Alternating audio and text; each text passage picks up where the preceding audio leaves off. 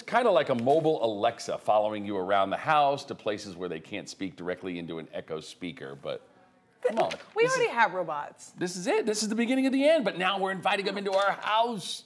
We have dishwashers, we have microwaves, we have blenders. Those are already robotic. But they don't talk back to you. Yeah, they don't follow you around the house either. I don't They need, stay in the kitchen, they stay in the, I don't closet. need no robot nagging me around the house.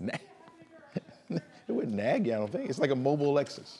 That's too much. So Francesca, do you need help? I said, Francesca, do you need help? Well, that Francesca, do you need me to wash the dishes? Now, if it had that voice, I would definitely not want it following me around the house. Crash Clark, you did not wash the dishes yesterday. Clash Clark, what should I do with this mop? Oh, you need to go outside and mow the lawn. Next.